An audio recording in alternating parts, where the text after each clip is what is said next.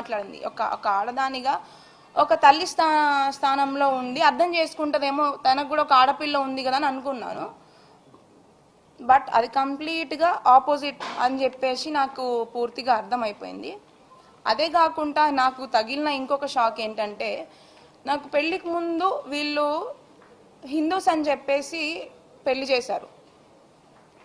కానీ పెళ్ళైన వెంటనే నాకు తెలిసిన విషయం ఏంటంటే వీళ్ళు క్రిస్టియన్స్. వాళ్ళు లోపల ఎట్లాంటి హిందువులకి సంబంధించిన పూజలు కానీ హిందూ కార్యక్రమాలు కానీ, అంటే బయట పబ్లిక్లో మరి ఏం చేస్తున్నారు, ఏం పూజలు చేస్తున్నారు, ఎక్కడికి వెళ్తున్నారు అనేది నాకు సంబంధం లేదు. నేను ఇంటి కోడల్ని, ఇంట్లో ఏమైతే ఫాలో అవుతున్నారో వాటిని నేను పరిగణనలోకి తీసుకుంటాను. అక్కడికి వెళ్ళిన వెంటనే వాళ్ళ ఇంట్లో ఒక పూజ గది లేదు. బట్ మేము పెళ్లి చూపులకు వచ్చే ముందు అక్కడ మాకు తగ్గట్టుగా అన్ని ఫోటోలు అరేంజ్ చేసి మమ్మల్ని మోసం చేసి మమ్మల్ని పెళ్లి వరకు తీసుకొచ్చి పెళ్లి చేశారు. అది ఇవి ఇప్పుడు అబ్బాయితో ఒకటైతే, సెకండ్ది వచ్చేసి క్రిస్టియన్స్ అని చెప్పేసి తెలియకుండానే పెళ్లి చేసి, నేను క్రిస్టియానిటీ ఫాలో అవటం అనేది నేను తప్పుగా పరిగణించట్లేదండి. ఎవరి దేవుని వాళ్ళు రెస్పెక్ట్ చేస్తారు. బట్ చెప్పకుండా పెళ్లి చేసి మోసం చేసిందే కాక బలవంతం చేయడం అనేది ఇంకొక తప్పు. అవన్నిటిని నేను ఎఫ్ఐఆర్లో క్లియర్గా చెప్పినా చెప్పకున్నా ఇప్పుడు డైరెక్ట్గా మీకు ప్రతి ఒక్కరికి నా బాధ అర్థమవుతుంది అని చెప్పి ఇప్పుడు ఇంకొకసారి మీకు అందరికీ చెప్పుకుంటున్నాను. ఎందుకంటే అవన్నీ కూడా నేను చెప్పిన దాంట్లో 100కి 100% ట్రూత్.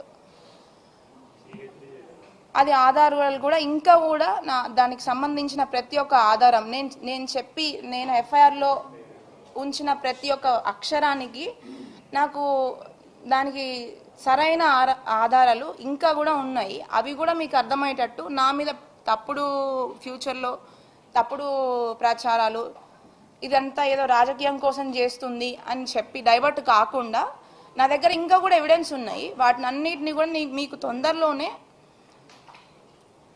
సమయాన్ని బట్టి మీకు ఖచ్చితంగా వాటిని మేము తీసుకొద్దామని అనుకుంటున్నాము.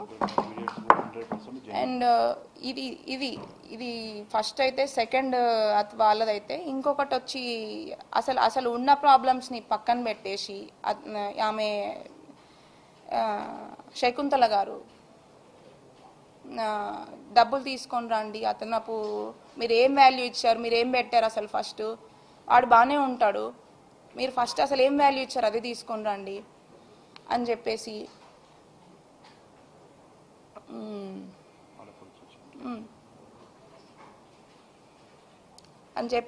అన్ని రకాలుగా.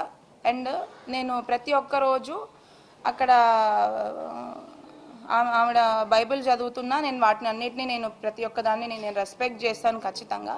బట్ నన్ను బలవంతం చేయడం అనేది ఖచ్చితంగా 100కి 100% తప్పు. అండ్ మా దేవుళ్ళని ఇప్పుడు నేను వాళ్ళని బతిలాడుకోగా నాకు ఒక 3rd ఫ్లోర్లో ఒక పూజ గది పెట్టారు. దాంట్లో కనీసం నేను అగరబత్తులు వెలిగించి గంట కొట్టాలన్నా కూడా చాలా భయపడేదాన్ని. ఎందుకంటే ఆమె ఆ టైంలో చేసిన నాకు ఆ వ్యాఖ్యల వల్ల ఫస్ట్ నాకు పూజ చేయాలన్నా కూడా దాంట్లో భయమేది. ఎందుకంటే ఆమె ఎట్లాంటి వ్యాఖ్యలు చేసిందంటే, అసలు మీ దేవుళ్ళు కూడా దేవుళ్ళేనా, అసలు ఇద్దరు అంటే నాకు శివుడు అంటే చాలా ఇష్టం అన్నమాట. ఎప్పటి నుంచో చిన్నప్పటి నుంచి నేను అక్కడ కూడా వెళ్ళిన తర్వాత ఆ దేవుడినే పూజించుకున్నాను. ఆ దేవుళ్ళ గురించి కూడా